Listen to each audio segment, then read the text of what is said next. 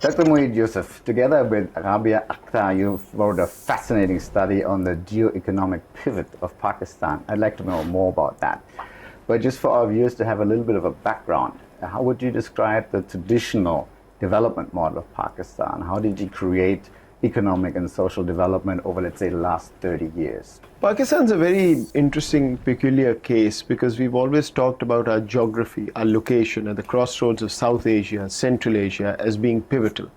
And throughout our history, we've actually had a very strong security force and security aspect to our development, that we've worked with the world to provide security services. We've been part of, unfortunately, conflicts that have come up in the region. So the Afghan war of the 1980s, and then post 9/11, the war on terrorism. Even before that, in the 50s, we were part of the CENTO pacts with the US and the Western world. And so in return for that support in the security sector, or being part of these conflicts with the West, we got a lot of financial aid coming in from the world. The multilaterals like IMF and the World Bank, but also bilateral assistance from a number of countries. And that inflow of foreign exchange is what really drove Pakistan's economic growth. The problem, of course, there was an assumption that this inflow would continue forever. But the fact of the matter is, any time Pakistan lost its geostrategic importance, the conflict was over, or the West did not need Pakistan, we lost that. And when we lost that, we started struggling economically. We went into economic crises, and about 23 times in our history since 1947, we've gone back to the IMF to bail us out. And as we speak, we're again in negotiations for yet another new program. 23 economic crisis, that's really interesting. How would you describe the psychological root cause of this conundrum? Well, look, I mean, these boom and bust cycles, there are two things that you've got to understand. One, when there is a security rationale for the economic inflows that you're getting, you are always going to be in a situation where the economy is not going to be your priority. The other problem is, because the world that was supporting Pakistan was actually supporting Pakistan because they needed help in the conflict and not necessarily caring about how Pakistan went about its business in the development sector, there wasn't good redistribution of resources within the country. So over time, what's happened is the economy has suffered from a very acute elite capture. So you've got very clear sort of class division in terms of haves and have-nots. For a country of 250 million, whenever we are not geostrategically important, and again today is a very good example of that, after the Afghan war on terror, if you will, the US withdrew from Afghanistan, we struggle economically, and we are in a bust cycle. The IMF comes in, we start growing again, the economy overheats because all of our economy is built around consumption and import-led growth. And that's fundamentally the problem. We haven't been able to break out of that cycle, unfortunately. Some people have been describing the China-Pakistan economic corridor, the CPEC, as a game changer. Would you agree with that assessment? Oh yeah, absolutely. I mean, I think the way it was envisioned and set up, it is. Because one, Pakistan's never had $50 to $60 billion of cash actually coming into the country for development in such a short period of time. That creates its own problems. Of course, you've got to absorb that transparently. And some of the concerns around CPEC are that the pace has not been fast enough and all of that.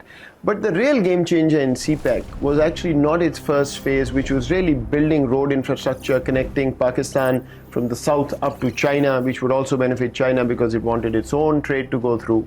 But the real game changer was going to be these special economic zones and an agricultural transformation. At the end of the day, Pakistan is still an agrarian economy. So if we are able to do that right, and that's the phase that's going on as we speak now, in terms of the special economic zones and investment coming into it from China and other countries, it's very important to understand that the name China-Pakistan Economic Corridor is a bit misleading. The idea is to set up these investment opportunities and get the entire world to come in and support that. So that is really a game changer. If we can get our agriculture sector reformed. Our yields are very low. We haven't kept up in that sector with technology, and then get these special economic zones going. I think it could potentially be a game changer if you think about this as an economic project. The problem, Marc, of course, is that much of the world in the West sees this as a very strategic project, which gives China a foothold in the Arabian Sea and then the Indian Ocean. And that, of course, then creates all the other complications that you're aware of. So what is now this geoeconomic pivot that you were proposing? What is the new development model that would actually benefit Pakistan in this new strategic and economic environment? Just a word about the background. I was in the Pakistan government for a while and served as the National Security Advisor till April of 2022. We came up with Pakistan's first ever national security policy. And that national security policy advocates economic security as the core of national security for Pakistan. Within economic security, one of the key areas of focus is geoeconomics. But it's very important to understand what we are saying.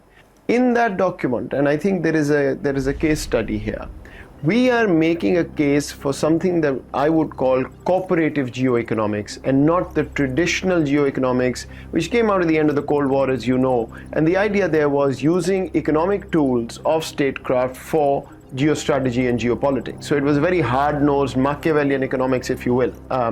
We are actually arguing that there is a way to come at this problem whereby Pakistan is able to use its location, that is always talked about, to create positive interdependence with other countries. And the way I like to explain this is, how does Pakistan make economic decisions and strategic decisions such that the cost of an unstable Pakistan is greater than the cost of a stable Pakistan for all of the region, including Pakistan's adversaries like India and other countries. If Pakistan can create a model of positive interdependence with the region and other countries that it works with, then you've got a geoeconomic pivot whereby Pakistan is not leading with support in the security sector only, that may or may not continue, but actually focusing on two things. One, regional connectivity. Pakistan becoming the hub of regional connectivity. It really sits on the crossroads of Central Asia and South Asia and has great opportunity there. And the second one is moving away from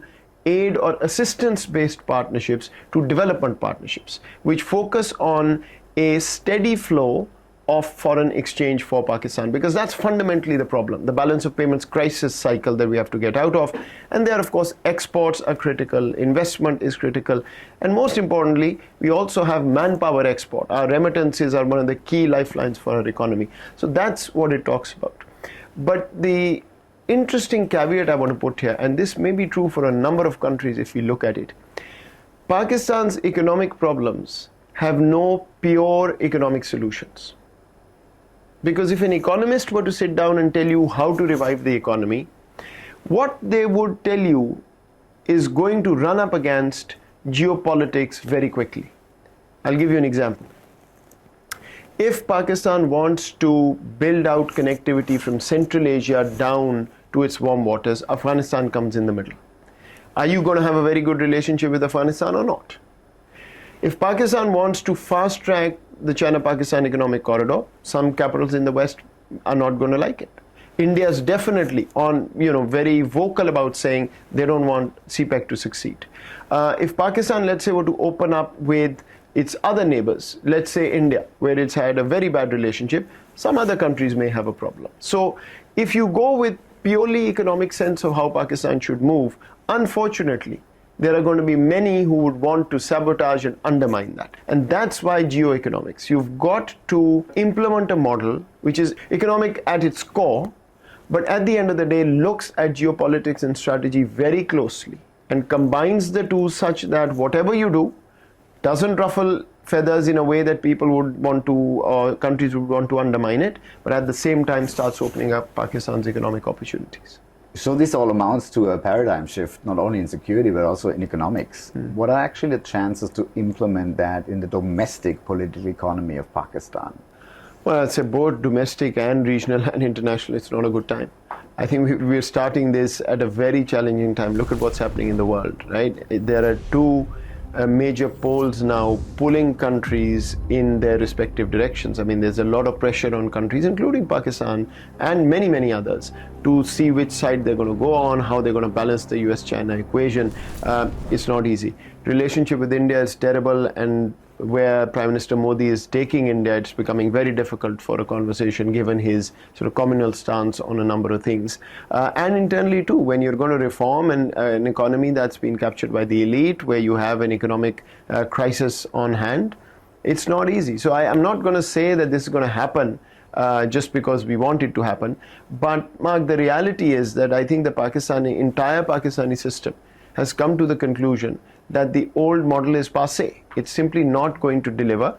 Even on the security front, Pakistan had over 80,000 casualties since the war on terror began. So the cost is huge, and that's why we have no option but to move in this direction. It's not going to be smooth, it's not going to be quick, it's not going to be easy, but this is the target that we have to achieve.